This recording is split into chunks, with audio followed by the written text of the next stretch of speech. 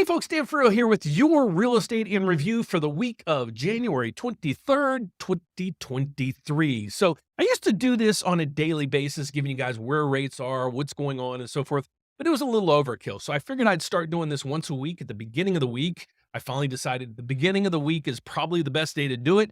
So I can go over the economic calendar and my thoughts on what should take place for the week. So with that, without further ado, let me show you behind the screens just a little bit on what I do and how I try to figure out the world's going on with mortgage rates. Okay, so the first tool I use is right here. It's called MBS Live. You don't have to get this, just subscribe to my channel and I can provide you all this information on a weekly basis. If you want to see information like this and maybe mortgage rates and so forth, I have different tools down below. There's tools and there's newsletters. I would say subscribe to my newsletter. And the reason being is I don't sell your data and we don't use it to solicit you. Okay. It just provides you an update every day on kind of what's going on in the market if you want to be that in tune to the markets.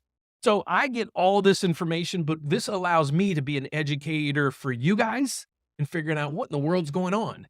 So the first piece of this puzzle, what we usually do is we go to the economic calendar to figure out what is going on basically on Wall Street and throughout the world, and how will that affect the housing market, especially when it comes to mortgage rates, okay? Because your goal here is you're trying to find house affordability. A lot of people are house hacking. They're doing a whole bunch of other things. A lot of people are even trying to buy multi-units so they can help share their rents. But this is another piece or another tool I can help you with to try to help you find the best rate out there by using a lot of the tools that we can provide you with. Okay, so the first thing we want to go is we go to the economic calendar, and here's the events that are taking place. So let me go through these and just give you an analysis on each one and why they're here and what my expectations are. So the first thing we're going to look at crude oil. Why do I look at crude oil? Well, because crude oil is a big piece of our economy, a huge piece of our economy, and it's one of the components, one of several that have made our inflation index skyrocket to levels we haven't seen in decades. Remember just a couple months ago when gas was, well, in Chicago is $6 a barrel or $6 a gallon. Today on my way to work, it was $3.28, I think it was. So we're not down to half of that yet, but we're getting there. Okay, it's a start. So I look at crude oil inventories to say, okay, what is my expectations on fuel and energy and everything else?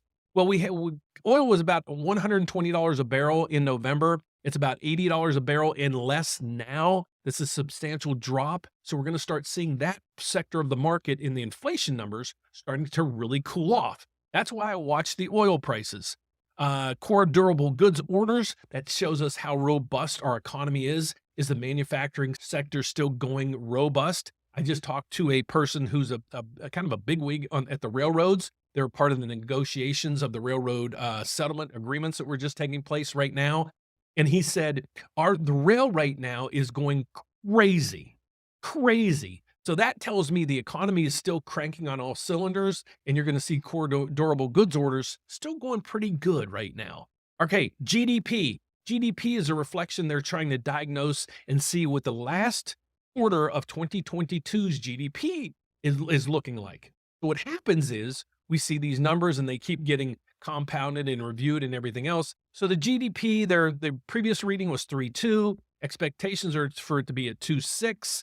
I'm expecting it to kind of stay right in the expected range. So at least it's telling us the manufacturing sector is doing well right now. Now, here's the piece of the puzzle that kind of totally has me baffled. Okay. On my way to work every day, I pass a lot of manufacturing companies. Every one of them has help wanted signs.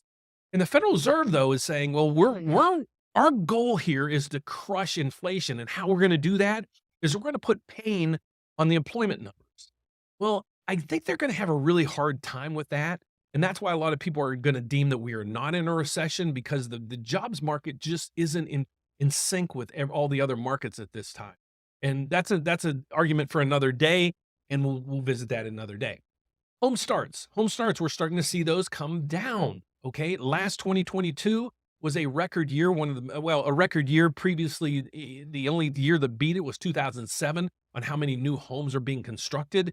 They've cut back quite a bit on the builder side, but new home sales, we're going to see those numbers. Guys, don't confuse sales, the number of sales, with prices. Okay, I have debates every day with people on YouTube saying, home prices are down 20%. And then the article they reference is telling me the number of home sales are down, not the prices. Okay. And I'm going to have a special video coming out later this week that also goes over a lot of forecasts that people have, especially Fannie Mae, Zillow, and Redfin on the housing front. All right.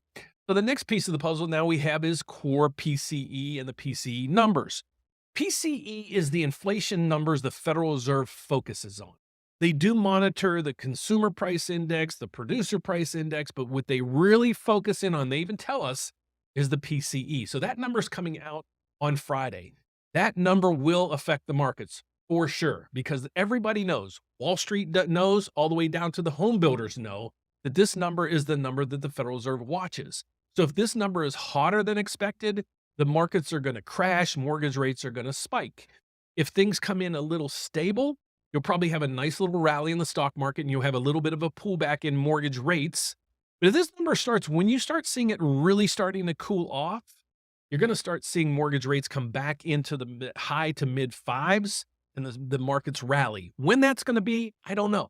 It could be in the next couple readings that we have. It could be in the next month or two. But when it does happen, mark my words, you're going to see a nice little rally in the markets. Okay, so that's that piece of it. The one piece I want to explain to you guys is FHFA. They control kind of how mortgage rates work, okay? Parts of that, the factors of that are adjustments to mortgage rates. Those include things like your credit score. The better your credit score, the better your rate. The down payment, the more money you put down, the better the rate because the less risk it is for the lenders. Now what they're adding for the first time ever in history is an adjustment for your debt ratio. Your debt ratio. Now, I never thought I'd see this coming. So if you have a debt ratio over 40%, there's going to be an adjustment to your rate. Believe it or not, your rate.